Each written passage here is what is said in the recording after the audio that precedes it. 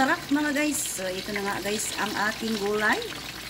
Sarap kayo mga guys. So, diba? Nilagyan ko yan siya ng bagoong. Diba ang sarap? Palami kayo mga guys ang aking gulay.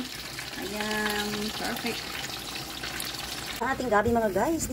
Tingnan nyo naman mga guys ang laki. Dako kayo mga guys. Hindi ko pa na ano guys. Sarap to gataan, tapos may tuyo. O diba? Kaso wala akong tuyo guys. Sarap to may tuyo.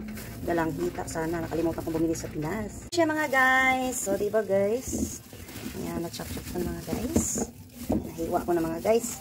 Ayan na, o diba? Sarap nito mga guys. Pag ako nagluto nito, hindi siya makati mga guys. Kaya huwag din munang lugayin para hindi siya. Ayan, o diba? Tingnan natin ang ating niloto. Teneng!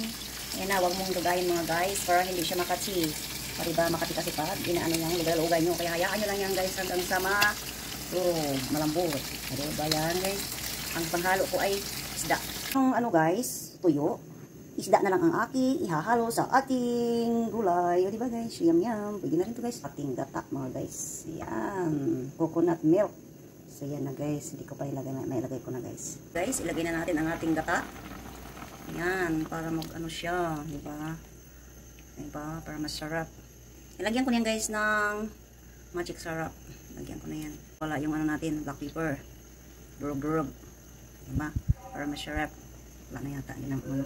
Yan. Ayan na nga guys ang ating gulay.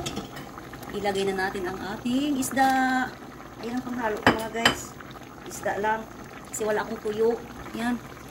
Pinalo ko lang yung piniritong isda guys. Yan guys. Isda lang ang... Yan. Pwede na natin lugayin kasi medyo... Ano na siya guys. Yan. Yan, diba? Sarap din naman yung ano isda. Halo mo. Diba, bites na mga guys. So, yummy.